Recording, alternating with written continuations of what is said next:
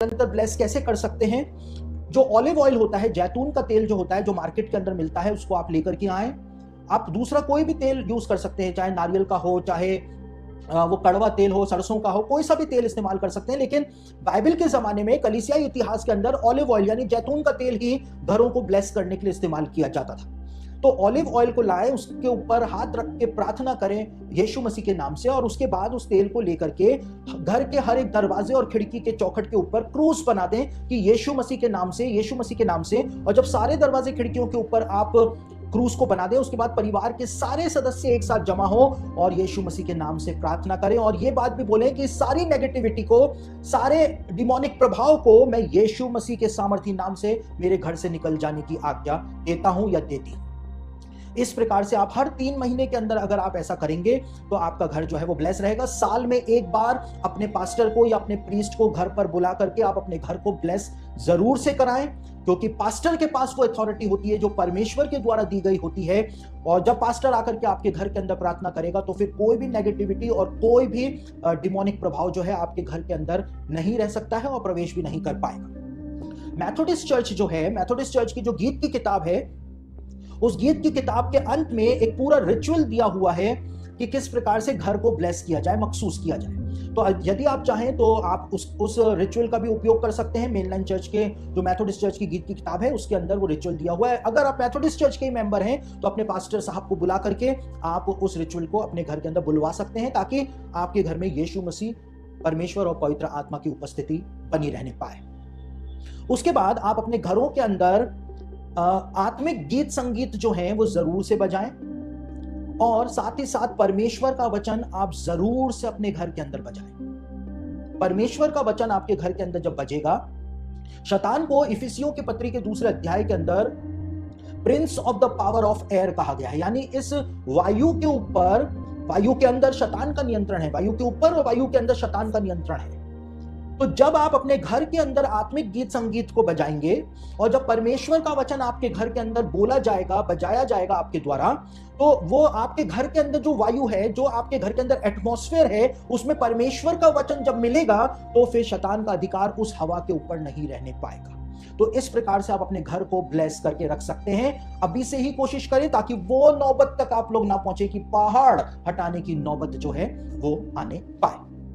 उसके बाद छठा काम जो आप लोग कर सकते हैं अपने आत्मिक जीवन को मजबूत करने के लिए, वो है आप निरंतर प्रतिदिन वचन को पढ़िए और प्रभु भोज भी आप निरंतर लीजिए, क्योंकि जब आप वचन को पढ़ेंगे तो इससे आपका विश्वास मजबूत होता चला जाएगा। कई सारे जवान मेरे पास आते हैं और कई सारे जवान मेरे पास आकर के कहते हैं कि विश्वास के अंदर बढ़ने के लिए मैं क्या करूं, मैं उपवास करता हूं, मैं प्रार्थना करता हूं, मैं ये करता हूं, मैं वो करता हूं, लेकिन विश्वास नहीं बढ़ रहा है, मैं आत्मिक तौर से ग्रो नहीं कर पा रहा हूं।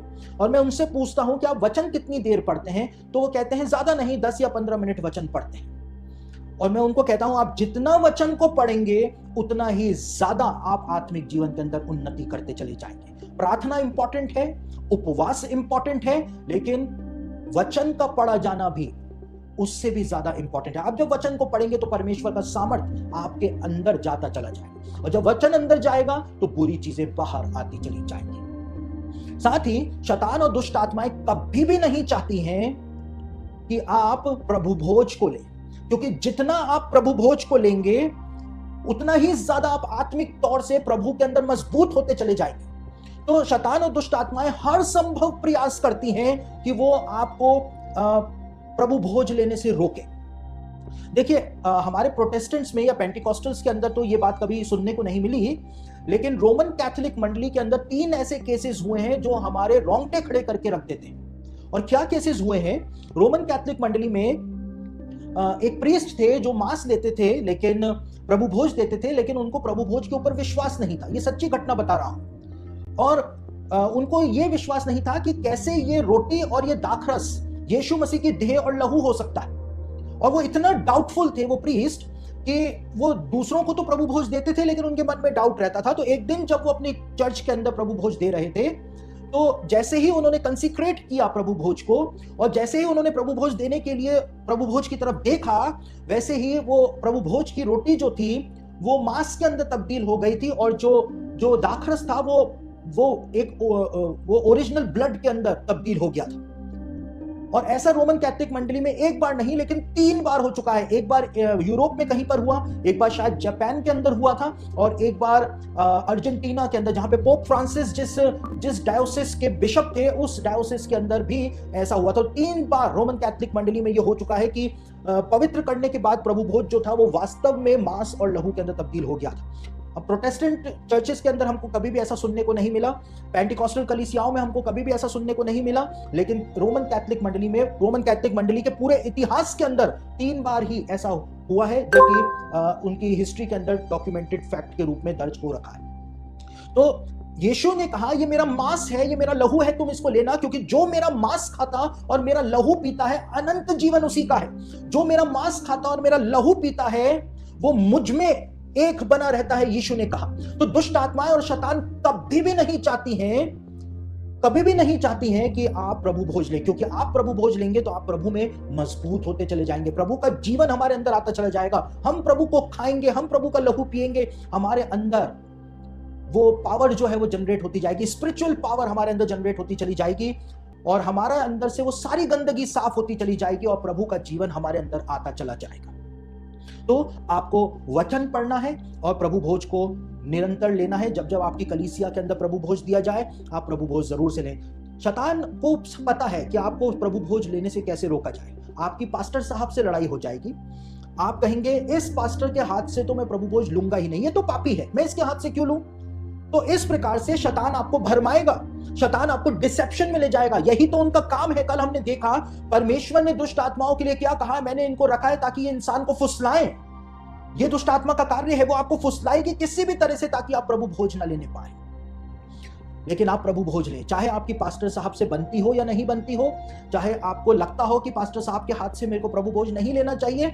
हर इंसान के अंदर कमियां हैं, हम किस में से कमियां निकालेंगे। अगर हम दूसरे की कमियां निकाल रहे हैं तो दूसरे हमारी कमियां निकाल रहे हैं। तो इसलिए आप प्रभु भोज को ठुकरा करके कभी भी ना जाएं। जब प्रभु की मेज सजी हुई है उसको आप जरूर से उसका आदर करें, क्योंकि प्रभु की देह को ठुकराने का और उसकी इंसल्ट करने का काम दुष्ट आत्माओं का और शैतान का होता है। उसके बाद एक अंतिम बात बता करके आप लोगों के लिए प्रार्थना करूंगा। अपने प्रार्थना के जीवन को आप बहुत मजबूत करें। प्रतिदिन प्रार्थना करना बहुत जरूरी है। बेनी हिन अपनी किताब के अंदर कहते हैं कि प्रार्थना जो है वो अभिषेक से भी ज्यादा महत्वपूर्ण है, यानी अनॉइंटिंग से भी ज्यादा महत्वपूर्ण है प्रेयर लाइफ। क्योंकि वो कहते हैं कि अनॉइंटिंग जो है वो शैतान को रोक नहीं सकती है, प्रार्थना ही शैतान को रोक सकती है। और वो उदाहरण देते हैं, वो कहते हैं कि अगर अभिषेक शैतान को रोक सकता होता तो यीशु मसीह पूरी रात बैठ करके प्रार्थना नहीं करता। यीशु ने, अगर आप नया नियम के चारों सुसमाचारों को पढ़ें तो उसमें लगभग 20 बार बताया गया है कि यीशु मसीह ने प्रार्थना करी। तो जब यीशु मसीह ने प्रार्थना करी, यानी 20 बार बताया हुआ है नए नियम के अंदर कि यीशु ने प्रार्थना करी, तो हम समझ सकते हैं कि प्रार्थना कितना ज्यादा महत्व हमारे जीवन के अंदर रखती है। अब प्रश्न ये उत्पन्न होता है, प्रार्थना तो करें पास्टर साहब, लेकिन कितनी देर करें? क्योंकि कुछ तो कहते हैं कि अगर आपने 1 घंटे प्रार्थना नहीं करी तो आप स्वर्ग नहीं जा पाएंगे। अगर आप 1 घंटे घुटने पर बैठ करके प्रार्थना नहीं करते हैं तो फिर आपका प्रार्थना करना बेकार है। तो कितनी देर हम प्रार्थना करें? देखिए, सबके सिद्धांत अलग अलग हैं। जो बोल रहे हैं कि 1 घंटे प्रार्थना करो, उन्होंने भी शुरुआत जो है वो बहुत छोटे समय से करी होगी। तो किसी को भी अपना आदर्श ना माने। अगर आप घुटनों पर बैठ करके प्रार्थना नहीं कर सकते हैं तो आप चेयर के ऊपर बैठ करके प्रार्थना करें। अगर आप घूम करके प्रार्थना करना चाहें तो घूम करके भी प्रार्थना कर सकते हैं, क्योंकि परमेश्वर के एक महान दास हुए, वो अपने पूरे घर के अंदर घूम करके जोर से बोल करके प्रार्थना किया करते थे, और उनकी प्रार्थना का प्रभाव इतना होता था कि उनके घर के बाहर से अगर कोई जा रहा होता था तो वो भी चंगा हो जाया करता था। तो परमेश्वर ने हमको किसी दायरे के अंदर नहीं बांधा है। आप शुरुआत थोड़ी सी करें और उसके बाद अपने प्रेयर टाइम को आप अपने आप ही बढ़ाते चले जाएंगे। आपको कुछ भी एफर्ट्स करने